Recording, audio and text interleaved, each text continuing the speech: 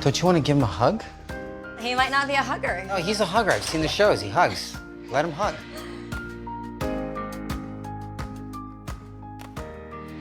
I'm Brooke Burke, and I'm thinking that Tyler might recognize me from hosting Dancing with the Stars, but he's probably too young to have watched that show. And I'm thinking he's probably even too young to remember where it all began, which was at E! My first gig was hosting Wild On, the job of a lifetime. We're here at my home in Malibu, and I think that the reading was really important to take place here because there's so much that has happened within these walls. Hello.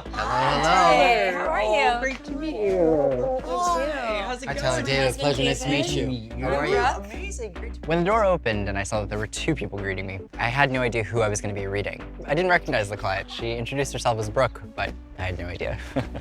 Well, I'm gonna let you guys do your thing. Awesome. I'll be in the back if you need me. I got a very strong connection with Brooke, so I was relieved when I realized she was the one I was reading today. So in the back today is my husband, David Charvet, who pretty much knows everything about me, and then Marilyn Lee, who's been my makeup artist for longer than I've been with my husband.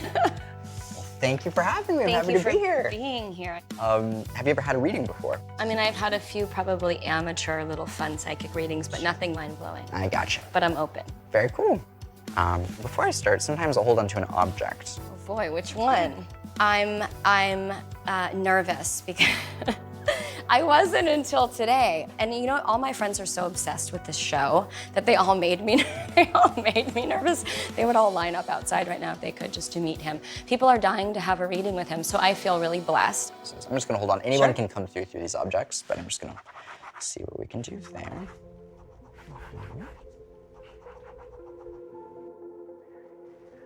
So this is weird. They're showing me Valentine's Day, which would bring me to the month of February. I'm seeing balloons, which would indicate an annual date, either birthday or death date.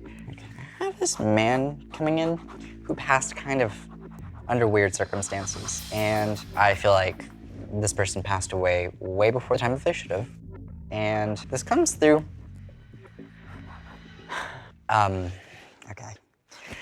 Sometimes they'll draw commonalities between certain situations, and on the way here, they were showing me Matthew Shepard, who was obviously found on a fence, and this, to me, kind of indicated more of a situation of like, something happens to me, an event happens to me, and then there's like a period of time until right. I'm discovered or found. That's right. And people wonder in that time frame, like, could I have pulled through, or what was happening, or was this person like already deceased? And it's just this whole like question mark. He was a John Doe in the morgue for a couple days before. There's also a joke about work husband, or being someone's work husband, or like going to work and it's like, you're my, I don't know what this is. That's right. No, you're It's right. a joke about work husband. That's right, it comes across in a funny way, like, work husband, I don't know, it's Yeah. cute. No, he was my work husband. It's sweet. Actually. I love it. Holy There's a reference of seeing hummingbirds. I'm seeing like the flapping of hummingbirds, and Oh my God. you need to know that this is a sign, because there's a reference to this. Oh my Coming in, God. hummingbird, hummingbird, hummingbird. It's like, I'll always be your hummingbird. I don't know what this is. He always said to her, whenever you see a hummingbird, that's me. Oh my God. This heart has the ashes of Stephen Right. Lake.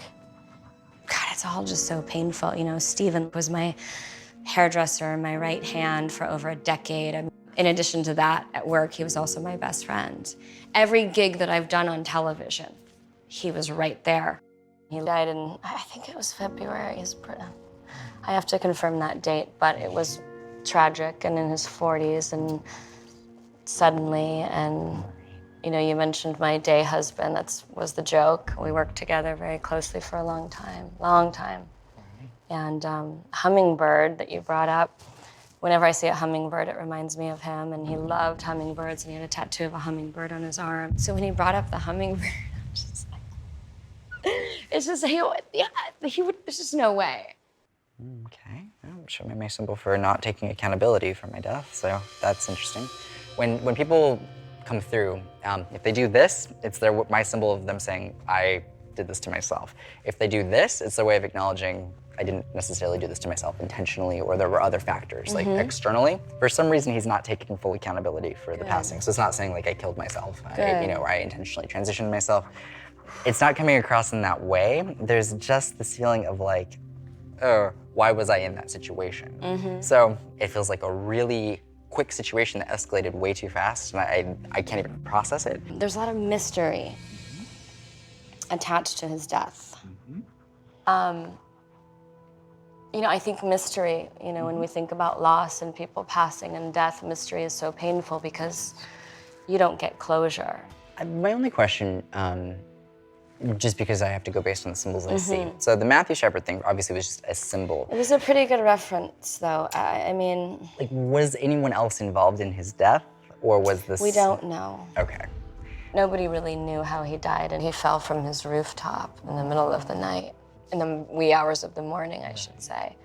And the mystery was, did he fall? Did he slip? You know, did he fly? Did he, you know?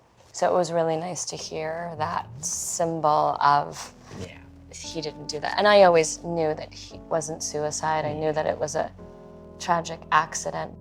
Tyler, you know, gave me some really comforting information that I think will bring great joy to Stephen's family. So yeah, that's Stephen. Wow. I thought that would come up very strong for you. Absolutely. Yeah, it's quite the object, you know? Yeah. That's so sweet. Yeah. So that was like, you know, I needed to hear that. That was really good. Okay. So, this is interesting. I have a woman coming through, but it's like, they're having me talk about a reference to a problem, a heart attack, a sudden like heart situation. And this feels like not appropriate in the timing. Like this person seems super young, but the feeling is like you shouldn't have died of this heart thing. Heart keeps coming in. Does that make sense? Okay. Yes. Oh my God. I don't know what this is. It's like surrogate children, like taking in children. It's like a sweet feeling with this, but it's like this woman taking on responsibility.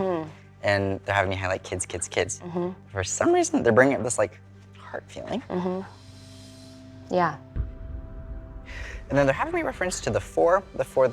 So 4 to me would indicate referencing to like siblings that I would have to bring up. Do you know of any like 4 kids in the family, 4 I children? have 4 kids. Perfect, awesome. So I feel like I must be working with someone on family who's having me refer to them. I think this is a female that I'm actually talking about. Yeah. Is having me reference these 4.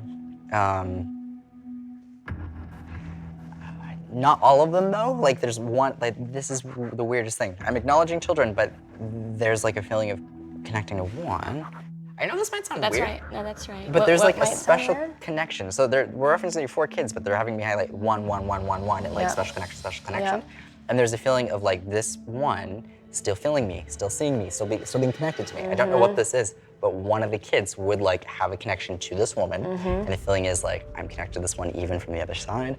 I've tried to give little signs that I'm around, but it's like an insistent thing of 1, even though there's an acknowledgement That of makes 4. sense. Does that make sense? Totally. Awesome. That was my son. Perfect. So she was a caregiver. Okay. Rosie. Yeah. So sweet. She was amazing.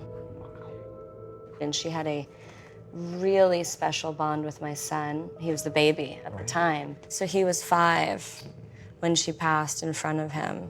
Wow. Yeah, it was terrible, To be tragic, sad. And she passed away in her 40s. She lived in this house, very much a mother figure, and died suddenly of a heart attack. Heart stopped, coma, and then passed. Too young, unexpected, no medical history. So she really helped run the show while I was working, and at super busy times in my life, she kind of held down the fort. She was the woman that was caring for my child while I was at work, so she was loving and she was present, and aside from all that, she was madly in love with my son. That separation was really painful for them, and the understanding in a child's mind and how and why, and having to see that for anyone, you know, let alone a child, was Absolutely. very traumatic and a tremendous loss for Sure. everyone, but particularly her family and my son. Of course. When she comes through, there's such a connection to Yeah. that sense still. Yeah, totally. And a feeling of watching Totally. over and being around and being connected. And I think things like this can sometimes be helpful to know that our loved ones are still with us and connected to us beyond that event. As traumatizing as that is, that connection between her and your son will exist forever. And hopefully that'll give him some comfort. So. Yeah, so trying to explain death to a child is really challenging. You know, we don't know how children process it. We spent a lot of time outside. And when my children, I think, were really struggling dealing with the loss of Rosie, and her husband was so kind to share, she was cremated, and to share a bit of her ashes. And so my children took the ashes and they buried them over here. You know, what's really interesting is when they were able to make their own sort of sanctuary outside and a place to just be with her, sort of taking ownership of that, I think helped them and gave them a lot of comfort. You can see a little remains of Rosie. Oh. And a little bracelet that my daughter has left for her. But they can come out here and sit and pray or just be with her and, you know, feel that they have a little bit of control. Absolutely, and have that moment just to be with Yeah. themselves and process that. Yeah. He has this gift to bring comfort and to help people deal with their losses. You know, that's a beautiful, beautiful thing. There's no way that he could have known specific things, intimate things, emotional things, personal things. You can't not believe it. Sitting across from him, having a reading, it was just profound. I'll be back for dinner, you know? I love it. No, you have an open invitation, okay? Oh, thank you so much. much. Have a great rest of your day. Bye.